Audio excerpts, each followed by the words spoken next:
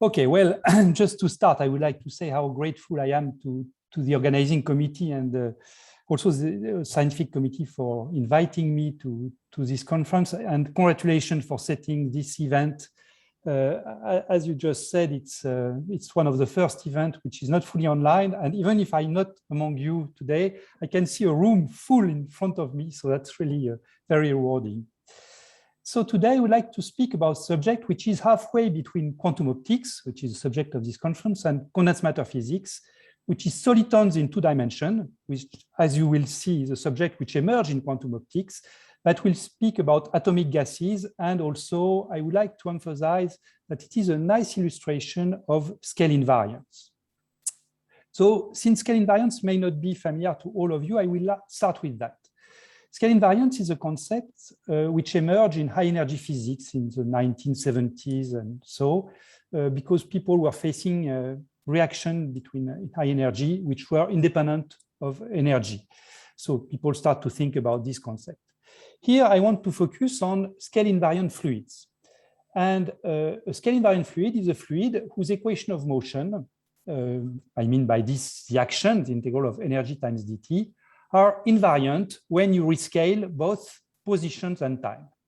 You rescale the position by dividing them by a number lambda. You rescale time by dividing this time by lambda square. And then if the action is invariant, there is a considerable simplification of the study of the fluid, both dealing with the equilibrium properties and with the dynamics. So just to be a bit more clear, the energy in a fluid is the sum of kinetic plus interaction energy.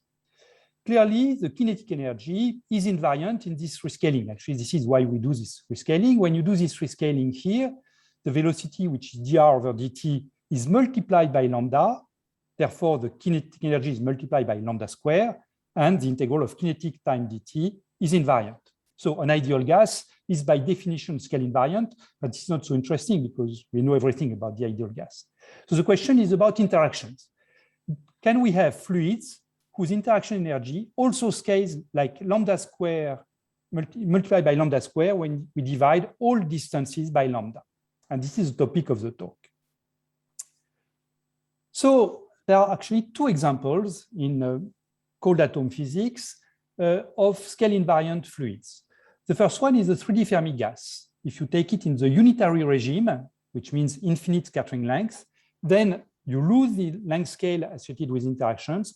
And it's a bit technical, but using the so-called Bethe-Pyers boundary condition, you can show that indeed the interaction energy in a 3D Fermi gas in the unitary regime scales like lambda square. The second example, which will be the topic of today, is a contact interaction in 2 dimensions.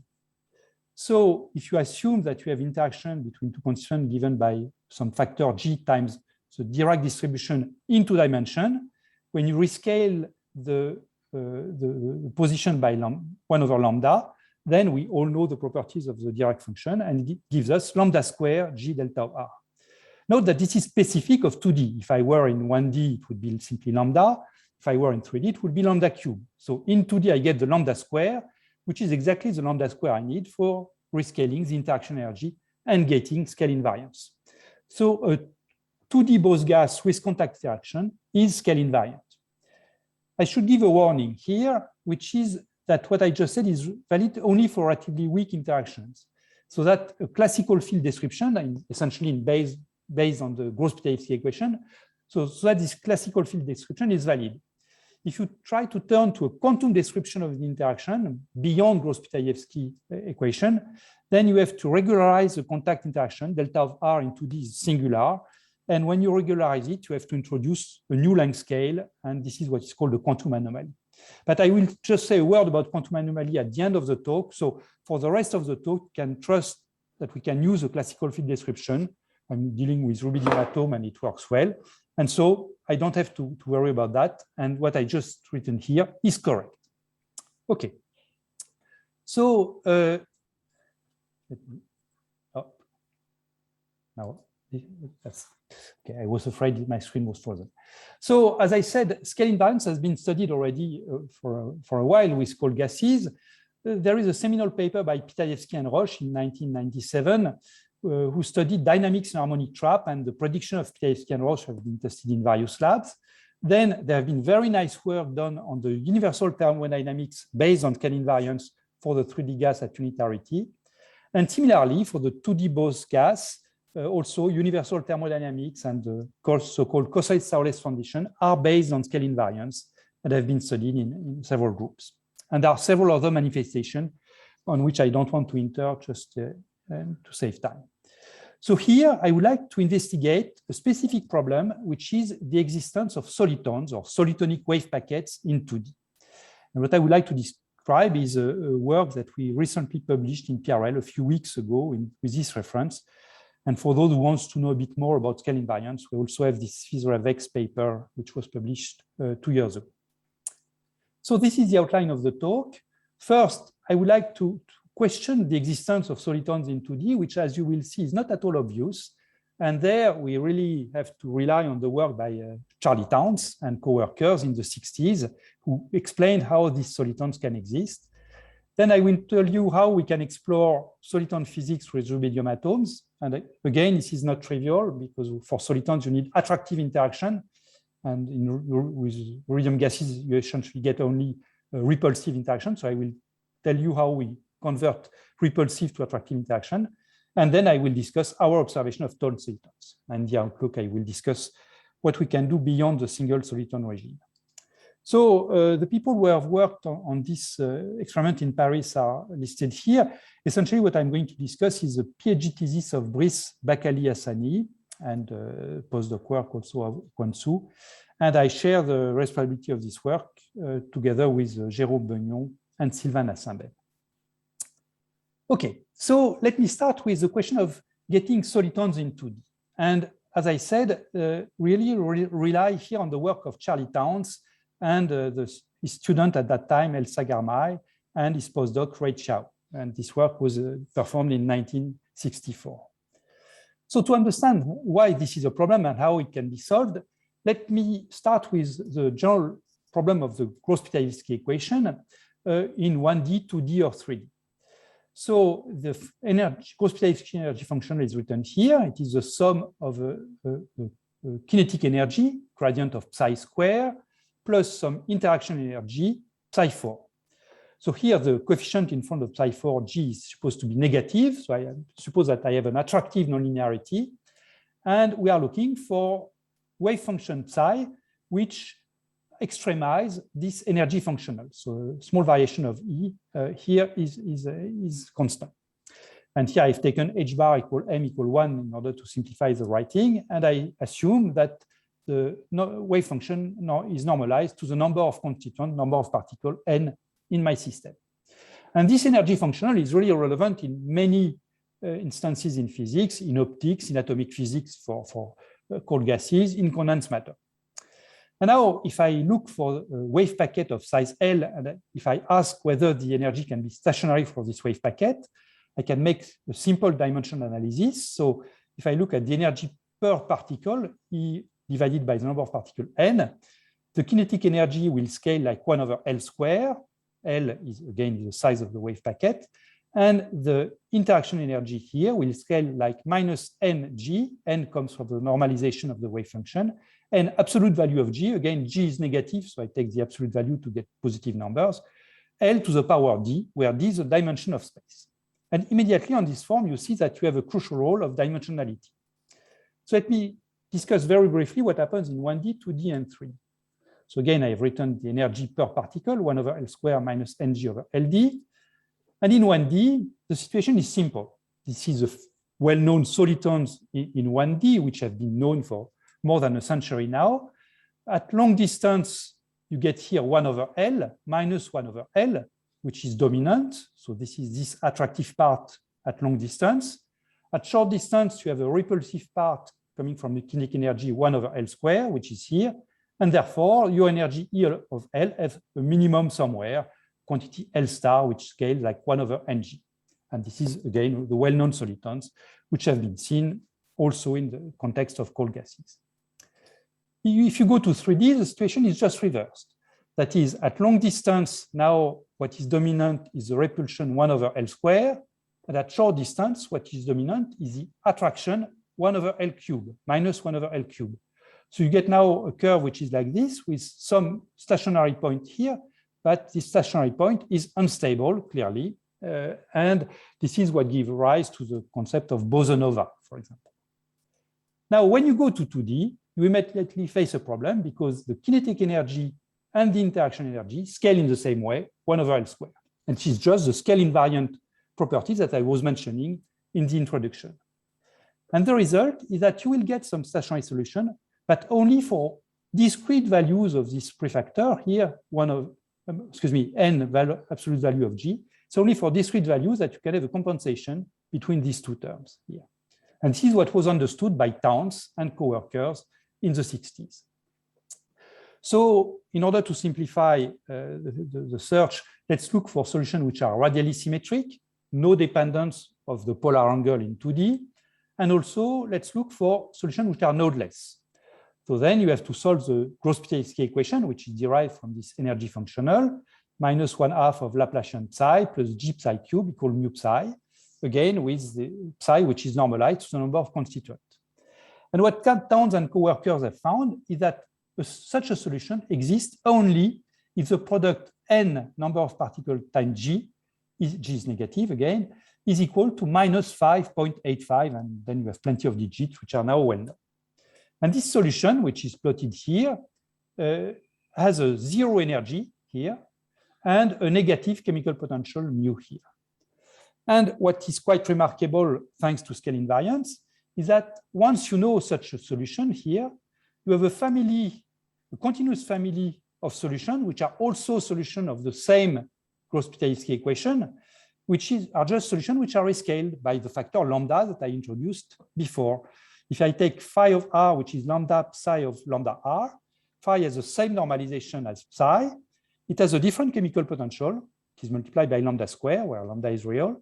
And this means that you have no particular length scale for this soliton. When it exists, it can have any shape, any size. It's always the same shape, which is plotted here, but any size, thanks to this rescaling. But I insist that it is unstable if you change the shape or if you change the value of ng. So this Towns soliton has been studied experimentally, tried to be studied experimentally in many instances. As I said, it was proposed in the context of quantum nonlinear optics. What Towns and coworkers were looking at, it was the propagation of a laser beam in a nonlinear medium. And then the stabilization they were looking for was a competition between self-focusing, this was the attractive nonlinearity, and the diffraction, which was the kinetic energy term. And there were many experiments in bulk photonic systems, also in waveguides, and also in Puriton systems. With cold atoms, there are much less studies. There is one nice paper which appeared last year by Shen and Hung, working in Purdue University in the United States, where they observed some modulational instability in a cesium-2d gas when the scattering length was turned from positive to negative. And this led to long-lived features which were compatible with Towns soliton. It was hard to prove that it was a Towns soliton at that time, but still it was compatible with Towns soliton. And a subject that is related is something which was initiated by Dima Petrov, which is the existence of 3D droplets in atomic mixtures. There you have an instability due to attraction, mean field attraction, and this instability is compensated not by kinetic energy, but by beyond mean field forces. And I will not say more about this because I suppose that Tilman Fao will speak about that in the next talk. So here again, I would like to speak about a deterministic preparation of Towns soliton. To our knowledge, it's the first time that this is done. And there is a joint paper with our PRL of a few weeks ago, again by the scientists of Purdue University, Shen and Hung. Okay, so we are going to explore this Towns soliton with rubidium atoms, and rubidium atom has 8 Zeeman states, and we are going to use this state, particular state, F equal to M equals 0, which is a nice state because it's sensitive to magnetic field. And I remind you, for those of you who know about atomic physics with rubidium, that all states with rubidium interact in the same way. Essentially, all scattering lengths AIG are positive, which means that the states repel themselves for all possible pairs of state in this 8-dimensional manifold. So since we need attraction to make a soliton, the first question is how can we achieve to have A22 effective negative for the state F equal 2, M equals 0? And the answer is, let's place this atom inside a bath of atoms in F equal 1, M equals 0, and let's use polar time physics. So this is, since this is not obvious, I would like to explain this a little bit more. So first, let's put a single atom of interest, atom 2, in a bath of Bose-Einstein bath of state 1. Then you can make a Bogoliubov analysis, assuming that the bath is in ground state, a so-called Bogoliubov vacuum, and you find that this atom in state 2 will dig a little hole just because it is dressed by virtual phonon in the bath. This creates a small depletion of the bath over an extension on the order of the healing length of the bath.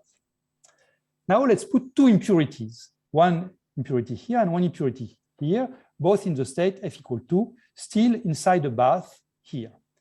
And then you will find that these two impurities exchange virtual phonon generated in this Bogoliubov vacuum of the atoms in one.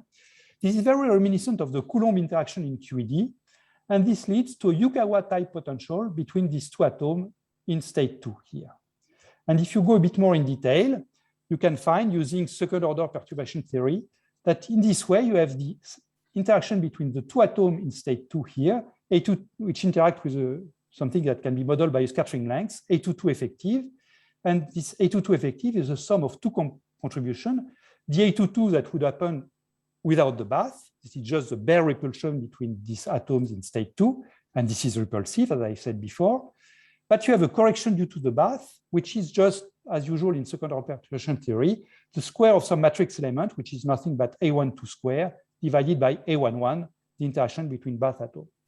So this is an interaction mediated by the bath, which is attractive, and which is independent of the bath density.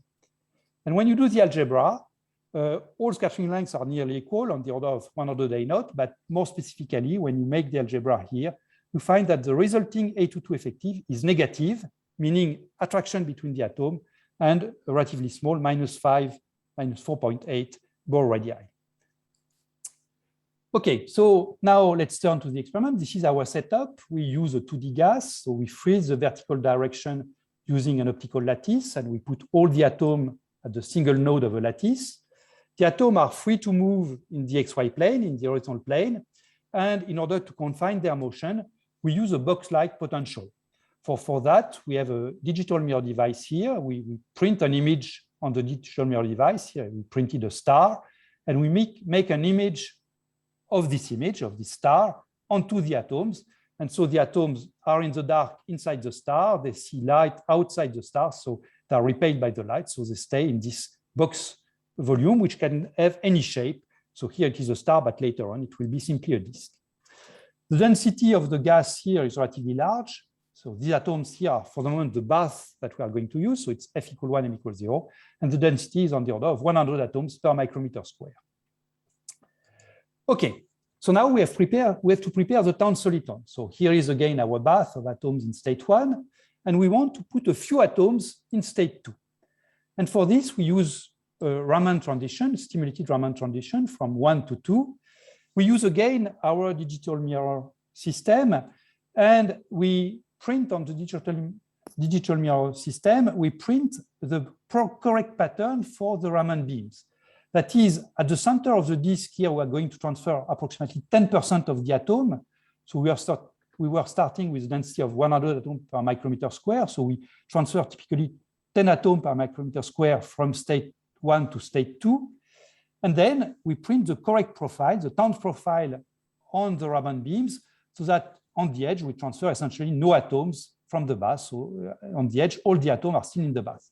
So note that here we took a picture of the atom in state 2 only, but the atoms in state 1 are still present. They are simply not imaged. So we really have a small droplet of atom in 2 immersed in a bath. And the printing with this digital mirror device is very nice. That is, we print the town profile with a good precision. Here you have the same data in a log-log plot. And you see that over 2 orders of magnitude, we have the measurements are in very good agreement with the town profile, which is plotted as a continuous line here. So we now have this little bubble of atom in state 2 immersed in a bath of 1 with this negative effective interaction strength, and we are looking at the evolution of this bubble. Okay, so now let's turn to the result, this observation of a Town soliton. So here, I'm going to show you results which have been obtained by printing always the same pattern in the bath. So it's a pattern with a sigma of 5.7 micrometer here, but we are going to use different atom numbers. 250, around 700, and a bit more than 1,000. The threshold predicted by Towns, n Towns, absolute value of G equal 5.85, which I gave before, knowing the value of G corresponds to a number of atoms of 770. So this is the intermediate value here. So here we have 3 times less atom. Here we have, say, 2 times more. So let's look at this graph, for example, the graph in blue here, which is obtained with a small atom number, 250. So here you have on the graph what happens as a function of time. So at short time, essentially just after the printing of the Town soliton, this is a dark blue here, and you have a relatively large density at the center. And as time goes on, 20 milliseconds, which is middle blue, and 40 milliseconds, which is light blue, you see that the density at the center drops, the cloud expands, and this just means that we do not have put enough atom to have the atom maintained together to form the soliton. So the cloud expands. And this is what we have plotted here, the value of sigma here as a function of time here. The cloud expands because, again, the soliton is, we don't have put enough atom in the Towns profile to get the true soliton. If we put too many atoms here, so this is more than 1,000, so this is a curve in blue. So now dark blue again is at short time, and you see that as time goes on, now the cloud shrinks on itself, it implodes if you want, sigma is reduced, as you can see here. This is, now we have put too many atoms. And if we put just the right amount of atoms, well, within a few percent, you see that as time goes on, the soliton stays still, the size doesn't change. These are the green points plotted here. So this is nice. We have seen that indeed, when we print the correct profile with the good atom number, we have a stationary system. Now you can check that it is indeed scale invariant. That is, you don't have to put always the sigma equal 5.7 micrometer as before, but we have also tried to put different sigmas, so from 4 to 8 micrometer, which is compatible with the total size of our system, which is 20 micrometers here. Again, we look at whether the cloud expands or shrinks when we vary the atom number here. So we plot the expansion factor, the time derivative of the R square here. And when we put not enough atoms, so below the critical number, which is around 770 for our system, whatever the size we put, the cloud always expands. The expansion factor gamma is positive. If we put too many atoms, then the cloud always shrink, again, irrespective of the size that we put. Whereas if we put the correct number of atoms, around 800, here we find a stable shape. So the stable shape is always obtained for the same atom number, irrespective of the size, which is a direct manifestation of scale invariance. And again, there are results which are quite similar to our result published back-to-back by Shen and Hung. Okay, so just for those of you who are more mathematically oriented, I would like to give just a few hints on what can be proven about general wave packets in 2D for the Gross-Pitaevskii equation, not only the Town soliton profile, but more general wave packets. There is a general theorem, which is the so-called variance identity, which is relatively easy to prove. You just have to do some integration by parts on the GP equation, which is the following. The second derivative of R square is directly given by the total energy of the system. So you have a first theorem, which is if the energy is negative, then this second derivative is negative also, and then you will have collapse because R square will become negative at finite time, and which means, of course, that there is a singularity which will occur. So this is a nice result. Negative energy always means collapse. But be careful.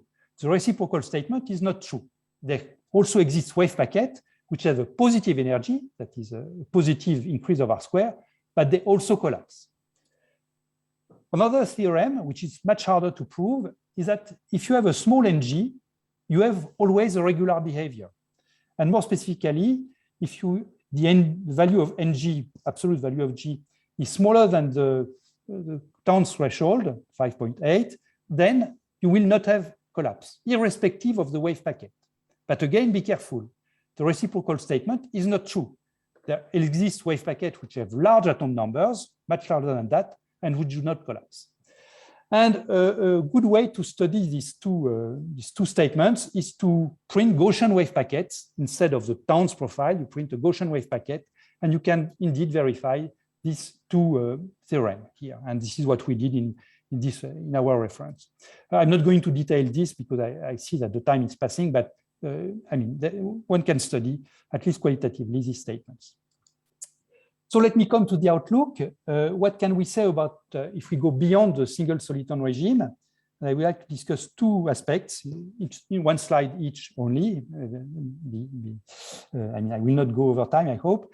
The first one is collision of Towns soliton. So a result that you probably all know is that in 1D, when you have a collision between solitons, they emerge unperturbed from the collision. This was shown in many instances, but with cold atoms, it was shown in the group of Randy Hewlett together with Boris Malomet. And this is an example of the result of Randy here, where you have the two solitons, at time t equals 0, this is here, they collide, and then after the collision, they emerge unperturbed. What happens in 2D? So in 2D, you have to realize that as soon as you take two solitons and you give them a relative velocity, you break the scale invariance because you introduce a velocity scale, which is the relative velocity of the two solitons. And with the velocity scale, there is a length scale which comes together and an energy scale. So you break the scale invariance. So you don't have a universal behavior. So let's look first at the collision between two solitons which have a large relative velocity here. And I say that the relative velocity is large because when you look at the fringe spacing when the two solitons overlap, you see that the fringe spacing, the double wavelength, is short compared to the size of the soliton. And there, I can play the movie again.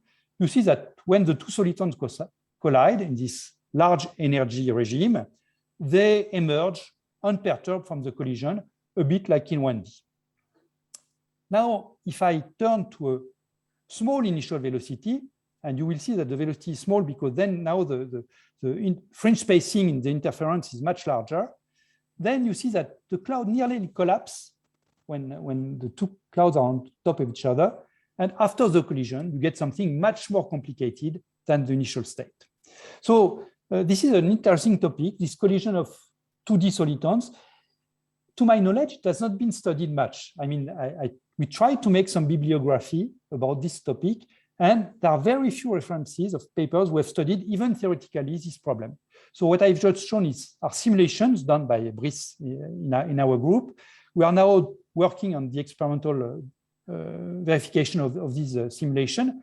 But I mean, if any of you know more about the literature of this problem, I would be very happy to hear about it. Okay, the second thing I would like to discuss is just what happens when you try to go beyond the contact interaction that, as I said in the beginning, is valid at the level of classical field, but is incorrect if you try to quantize the collision between the atoms. And this was done by Hammer and Son now more than 10 years ago. And what you find when you want to regularize the contact interaction is that you have to put a short distance cutoff, a UV cutoff, at a distance which physically is typically the van der Waals radius. This is where it's not valid anymore to treat the interaction between atoms as a contact interaction. And then as soon as you have put this short distance cutoff, the conclusions are dramatically changed with respect to Towns, the conclusion by Towns. Then there exists a stable solution for any value of the atom number, n, but the size of this stable solution depends on n. And it varies very rapidly with n. That is, if you change the number of particles by only 1 unit, you go from n to n plus 1, then sigma n over sigma n plus 1 is equal to 3. And this means that in our setup, actually, this is really unverified. I mean, we cannot check this prediction. Indeed, if we have, let's assume that we have made a Towns soliton, a nice Towns soliton with 7 150 particles, which was the typical number I showed before. Then if I add 20 particles to the system, which is the limit of resolution of our system, then the size is divided by 10 to the 9. That is, instead of being a few micrometers, it goes to the femtometer size. And this is, of course, meaningless because then we will have formation of molecules and so on. So in practice, for our interaction strength little g, which is that much more than 1, the predicted value for sigma n is physically reasonable only when n minus n towns is just on the order of a few units. So for all practical purpose, the prediction of towns is valid. But now if you have an experiment which is in the strongly interacting case with g on the order of 1, then the value ng on the order of 5 would be achieved with only a few atoms. And then one could observe the predicted scaling of sigma n with n. And I'm particularly thinking of the experiment of our chairman here, Selin Joachim, where he can measure droplet sizes with n equal 5 atoms, 4 atoms, 3 atoms. And then in this case, one could really observe this geometrical scaling, check that sigma with 5 atoms is 3 times smaller than sigma with only 4 atoms, and so on. Okay, so I come to the concluding slide. I started with scale invariance, and I want to emphasize again that this is really a broad and very powerful concept that you can find in many instances in science, from math to biology. I mean, physics also, phase transition uses a lot the concept of scale invariance. Here, I've shown you how scale invariance enter in making solitons for the 2D Gross-Pitaevskii equation. There are 2 interesting aspects in this. The first one is the fact that we could generate an effective attraction thanks to interaction between atoms with the Bogoliubov vacuum, which is really a genuine quantum effect. And also, I would like to emphasize that I've shown you a way to print essentially an arbitrary wave packet of atoms in state 2 immersed in atom in 1. I showed you how we can control the amplitude with a very good precision. I'm at the level of 10 to minus 2 to print this sound profile. With a small modification, we can also control the phase. So this is really a powerful technique. And finally, I would like to emphasize that scale invariance also plays an important role in the dynamical properties of the fluid, not just static properties like making a stable soliton, but also dynamical properties. I'm thinking here of the breathers that we studied in this reference that I already gave. A breather is a system which it's a configuration that periodic evolve, shrinks and expand like this in the fluid. And there are still some ununderstood properties of these breathers, and this is really a fascinating subject. And with this, I will stop, and thank you very much for your attention.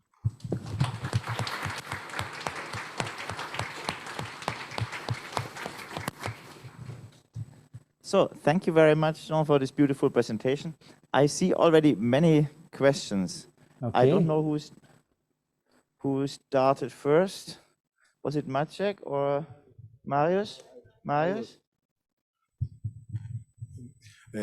Hi, Jean. This is a great lecture. I have a question, or rather a comment, because when I was looking at the movie of collision of the solitons, it reminds me very much our recent study of collisions of 2 droplets. Yes. And they have, except of the positions, they have also another degree of freedom, which is phase. Mm-hmm. Do you control the phase between these 2 solitons? Okay, so this we tried, and we didn't see. Again, it was in the simulation. So it changes the position of the central fringe here. It's not going to be a bright fringe, but it's going to be something determined by the phase. But the final result did not depend too much, at least when you take a head-on collision. If now you put some impact parameters, then the phase is important. But for head-on collision, like what I'm showing here on this movie, the phase didn't seem to matter too much. But it would be nice indeed to compare with the collision of droplets. Because we saw we've been able to describe the collision in terms of simplified the dynamics of zero modes, which is the position and phase, because there are these broken symmetries here. And then we had a kind of classical equations of motions for position, and relative phases, and the phases were crucial. The interaction between the droplets were Yukawa type, similarly as you mentioned. And then, for instance, when we correctly choose the phases, we saw a kind of Josephson effect, that it was the transfer of atoms from one droplet to the other. Ah, okay. And we never instance, saw. One could totally disappear before the collision really took place. So, but maybe because your solitons have strictly defined number of particles, this effect is suppressed. I don't know. This is only the comment. Okay. Okay. Well, it would be nice to make a detailed investigation and see whether there are configurations where the phase enters. As I say, we didn't see any, what you just said, that is transfer of atom from one to the next. We always find something which looked relatively symmetric in the end. Great. So maybe we should have also a little bit other people comment, and I was instructed that I should also give a chance to online participants. So I will do one online and one question from the audience here. So the second question then is from Pedro Magnani. Maybe you can read yourself. In slide 14, you showed your experimental setup and said that you can imprint any shape at the atom. Is there any shape that it's better to do so, or does it depend on the stable atom number you acquire? Can you repeat the final? I don't see the chat. I'm sorry about that. Or does it depend on the stable atom number you acquire? N equals 770. By the way, the head-on collision videos are awesome. So no, we can really print any shape. I mean, we printed shapes with less atoms than the critical atom number. We printed there is no restriction on the shape. And as I said, we can even print some phase pattern. That is, if we wanted, we could print a vortex of atoms in state 2 immersed in a bath of state 1. That's we can print any shape with an arbitrary atom number. Of course, we don't want to deplete the bath too much. We want to keep in the Polar-Around regime where the atoms in 2 are small perturbation of the bath. But I mean, we restrict ourselves to this case, but we can also make a complete Rabi flop if you want. So then Maciek, I think, was from the second from the audience. Thank you. Jean, so I was just wondering, in the experiments, say, of Laetitia, Toruń, or Lenz group, they have a mixture, Bose mixture with attractive interaction between the species, and they create droplets, and Laetitia in particular in 1D can study the competition between the bright solitons and droplets and have a phase diagram and things like that.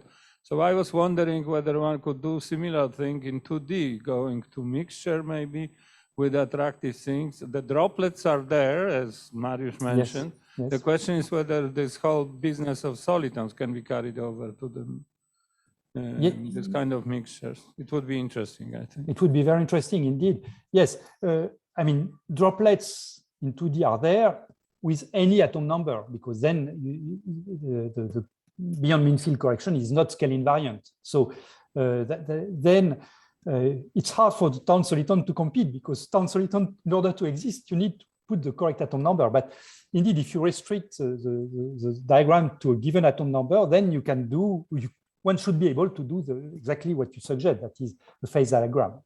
Yes. Okay, perfect. I see already Tilman here up on the online participants. Maybe Tilman, you can ask the question yourself if you unmute yourself. Yes, hello, Jean. Hello, I was just wondering, I mean, you explained the effective attraction via a Bogoliubov vacuum, but your experiment might have a finite temperature. So how does this affect the parameters of your experiment, especially the effective attraction? It's a good question. I don't know. We should look at that. I mean, we wanted, for what I showed, we always get the bath as cold as possible at the temperature, which was, I think, below 20 nano-K. But it's a good question. How does the possibility to have, I mean, some already present spontaneous phonons, how will it change the thing? That's an open question. Okay. Thanks for asking, but I don't have the answer. So then here's a question by Helene. Yes, thank you, Jean, for the great talk and the last news. I was wondering, in the simulation, is it critical that you also keep the special shape of the town soliton for, because as you said, because there is motion, then you don't, you aren't in the situation of scale invariance. And a second question, did you already try the experiment? Okay, so just answer to the second question. We have our, I mean, we can prepare a moving soliton by shining our two Raman beam, not co-propagating, but with some angle. So then you have a motion. I mean, you give a kick in the plane, and we can see our solitons bouncing back and forth in the box nicely. It can make 3 or 4 back and forth motion. In order to print now 2 solitons moving with opposite direction, it's a bit more complicated. We have to work still on the apparatus. Now, to answer your first question, if we don't print the Towns profile, if we print, say, a Gaussian, then the Gaussian will deform before, I mean, if we prepare Gaussian at some distance, the Gaussian will deform as it arrives. So it will introduce another parameter in the problem, which is how far the Gaussian were prepared. Whereas if we prepare a town soliton, the town soliton, when it moves, I mean, it's Galilean invariance, as long as it has not met the other soliton, is invariant. So we could do what you suggest, just that then we increase again the space of parameters, I think. Okay, you observed town soliton for about 40 milliseconds, but this is dynamically unstable solution. Did you estimate what is, let's say, time scale or is a decay of this soliton? There is an exponential decay, so it is. Okay, so it's not dynamically unstable. One has to be careful. Actually, if it was dynamically unstable, it would mean that there is a time scale, and then therefore an energy scale, and therefore it would be a signature of breaking scale invariant. So it's not dynamically unstable. The instabilities are polynomial. There are many papers. I didn't give the reference here, but they are in our paper, in our PRL paper. So it's polynomial instability. Essentially, we restrict to 40 milliseconds because when I mean, our soliton is not infinite. It touches the edge. I mean, our gas has a radius of 20 micrometers. So the Towns profile starts to touch the edge at some stage. And in our numerical simulation, we found that this started to play a role after less than 100 milliseconds. So we decided to restrict ourselves to duration between 40 and 50 milliseconds. Just complement to your question, something which is interesting is what happens when we have put too many atoms. So then the cloud is supposed to shrink, but it's not going to collapse to zero distance, because when it shrinks, then the depletion of the bass gets larger and larger. And when the depletion of the bass is on the order of 50% or even more, then the picture of the polaron stops. And therefore, there is a natural limit to the minimal size that the cloud can have, even when we put too many atoms. This polaron picture is valid only if the depletion of the bass is small. So I don't know whether I answered your question, but I want to insist that it's not a dynamical instability in the usual sense with a Lyapunov exponent or an exponential growth, because this would mean breaking scale invariance. So I can clearly see there is a lot of need to discuss these days. So maybe a last question by Giacomo, and then we should move on. Okay.